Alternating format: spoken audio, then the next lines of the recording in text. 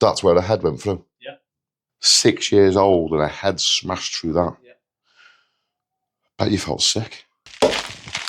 We can't put stuff on the surface of it because the background's moving, so it'll always crack. So we've got to take this weak part out first before we can do anything.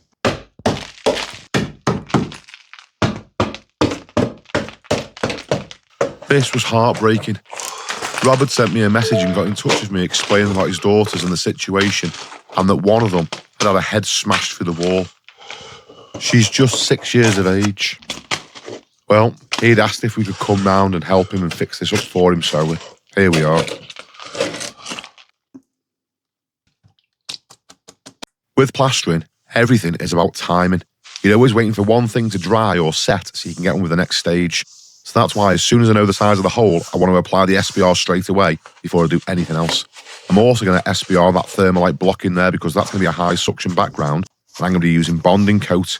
Our bonding coat is specifically designed for medium and low suction backgrounds. So if I put some SBR on it, then it's good to go. I've still got some of this Volden quick dry bonding. This is from B&Q, and I've not really used this stuff much before, but I've just had a quick check.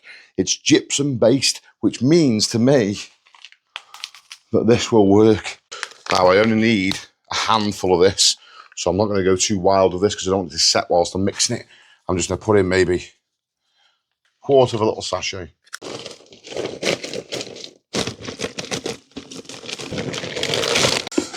Scratcher is the fastest way to knock up by hand. Yeah, nice and clean. Now, first thing I'm going to do is I want to push all this in around the hole. What you want is, you don't just want to fill the hole there because the plasterboard can still move in and out around it. So I want to basically squidge it behind here so it's supporting the back of the plasterboard.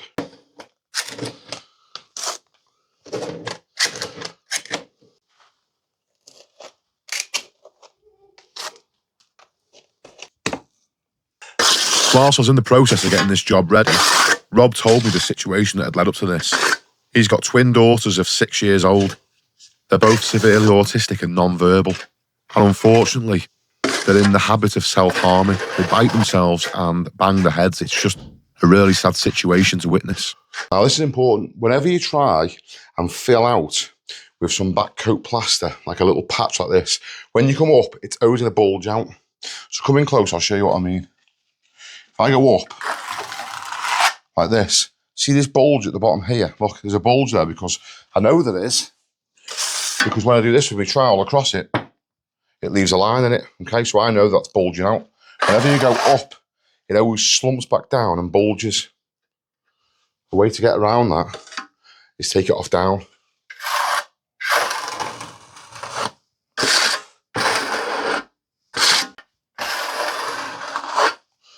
That way, it doesn't leave a bulge. Not leaving any lines in it whatsoever. It takes it slightly back.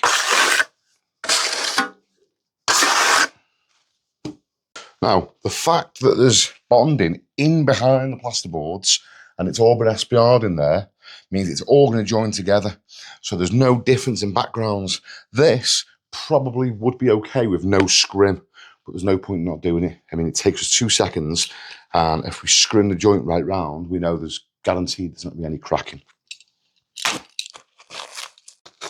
As a parent myself, my heart genuinely goes out to this lovely couple. I just can't imagine how difficult it must be to see your two beautiful daughters hurting themselves. You know, I don't know if they do it on purpose or if it's by accident, but either way, it must be really hard to sort of witness and to always be trying to keep them safe, you know. So that went quite to plan. That's been in for just over 5 minutes. And it's set. So the little experiment worked. Anything gypsum based will be set off faster with half-time plaster accelerator. So now we're not going to need a lot of plaster, only maybe a handboard full. So I'm just going to put a little bit of half-time in this as well. I always give it a little little whisk up. You don't want to just leave it as a little clump in the bottom and then mix on it, because that little ball of stuff will contaminate a little bit of plaster and make a little rock in the bottom of your mix.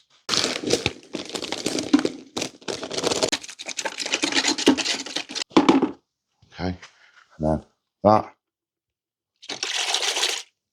clean.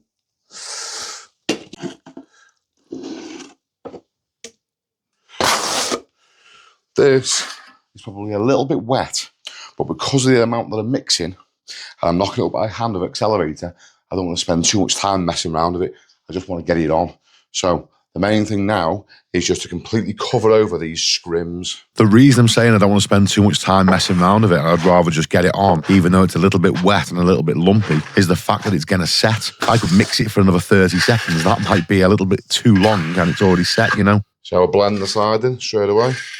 It's one of those things when you put accelerator in plaster, it's going off, even though you're messing around with it.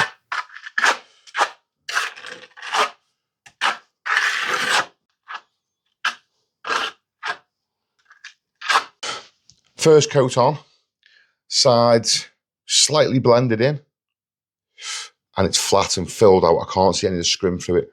I'll let that firm up a little bit. Won't take long because there's plenty of accelerator for the amount of plaster. I'll put a nice second coat on. Both of the girls are being really good upstairs. So Reese has just been, there's a Subway literally next door to here. So I said to Reese while she's there, get them some cookies. They're staying upstairs and they're staying quiet out the way whilst this job gets done. So we've got my little treat for when they get down. All right, Dad. All right, Dad, you okay? How are you? Had a missed call off you? Yeah, just seeing what you're up to. I'm literally just doing a little patch in a wall where a little girl has banged her head on it and made a dent in the wall. So Where's that at? I'm off road. Okay. New builds. Just leave that flat brush, Reese. Don't need the scratch either. That half time can go as well. This bag can go as well, mate. Who are you with? Just me and Reese. Okay. Yeah. All right. They've closed the bridge, haven't they? Something weaving now for a week. Oh, have they? This patch, Dad, I'm just feeling it now. It's got accelerator in it. It's just starting to go off, so I'm going to need to get a second coat on it. All right, then go ahead. As long as you're all right. All right, mate. Thanks for the call, mate. All right, catch up with you in the week. All right. All right, catch you later. So, Dad, drop. I'll make drop.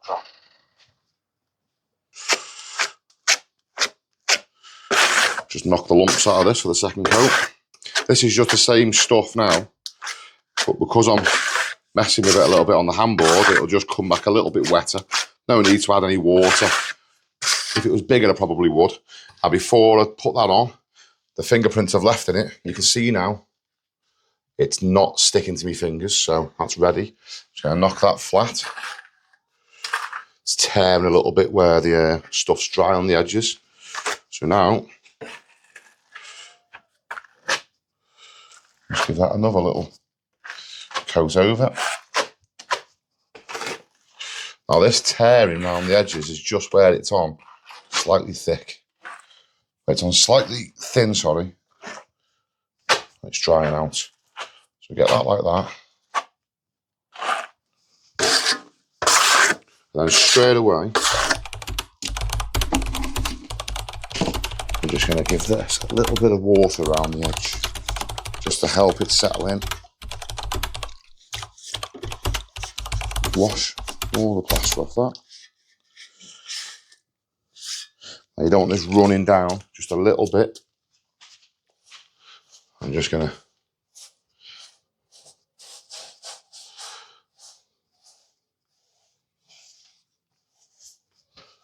like so.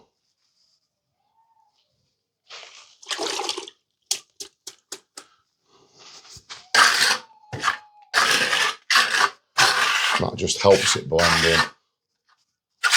Another thing Rob was telling me, which I found quite bizarre, was that he gets these little helmets, these little crash hats for his daughter so that she can't hurt herself, but she just doesn't like it and takes it off. Now, here's the interesting thing, you're not allowed to put one on that she can't take off. It's illegal. Before this starts to take up and set, what I want to do is just any overspill around the edges that we don't need, just going to wash that off a little bit now.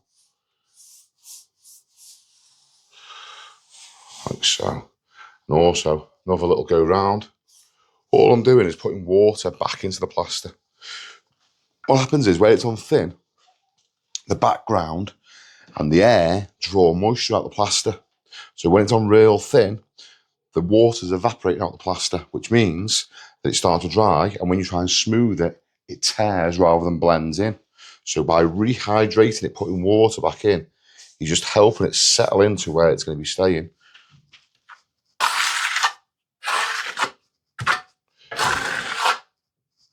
Like so. Now notice how I'm curving the trowel round. The reason because I want to go across a blend that way. I don't want to go that way. See this section of the blend here? If I just went that way or that way, we would get a ridge. But because I'm going that way and that's straight, you don't get the ridge. I'm helping feather it in because we want this to be absolutely invisible when it's painted. Now, another thing, some guys, where the hole is, just want to literally fill the hole and rule off because they think that this will be visible. But when you work to an edge and cut the plaster off completely flush and just fill the hole, a bit like how we did with the bonding. We didn't come over the edges of the bonding, we stayed within the area of the hole. That's visible when it's painted. That hard edge that you work up to, doesn't matter how much you try and do it, that will be visible. Also, the other problem with that is you can't scrim over the joints, so there's a higher chance of it cracking. You can always see it and it's more likely to crack. This way, when you feather in, it's almost impossible to see if you feather in properly. Some guys don't think you can do this, but trust me, once this is painted, you will never see it. Something I was thinking about whilst I was doing this job. Can you imagine what life would be like if every waking hour you were solely concerned with stopping your children from hurting themselves? It's a tough way to live. It's important that you're always kind. You just don't know what other people are going through. See the dark patches coming through? That's the accelerator working. See, little dark speckles here, here, here, here, all these little dark bits. That's the accelerator starting to work now. So this is setting quite quick. It's what we like. A 5-minute patch, that'll do. Especially on a Sunday. Every Sunday you only want 5-minute jobs. Well, I wish it was 5 minutes, but that's more of a figure of speech. This whole job from start to finish probably took about an hour. Now, bear in mind, the finishing plaster alone would usually take about 2.5 to 3 hours to set. We've only been able to do it at this speed with the use of plaster accelerator. 1 bit in the bonding coat and 1 bit in the finishing coat. Okay, that's nearly there.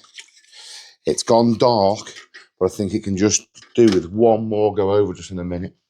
So whilst waiting for that, just clean down around the edges.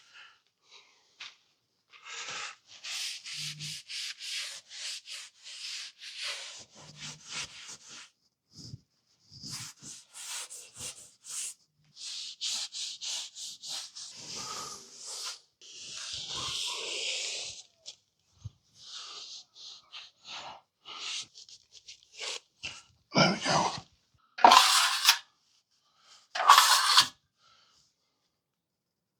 Perfect.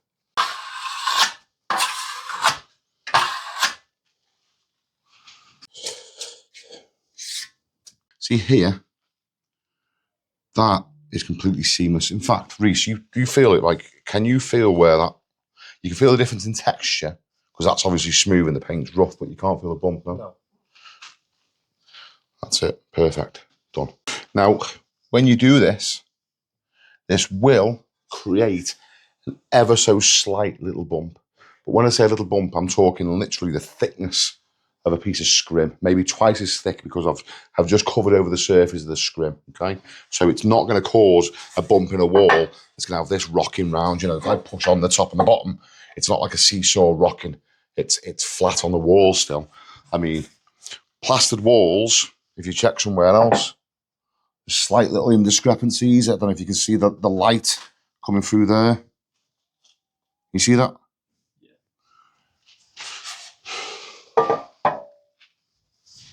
So always going to be slight little, a millimetre here, a millimetre there. But what you don't want is a thing rocking. So that's lovely and flat.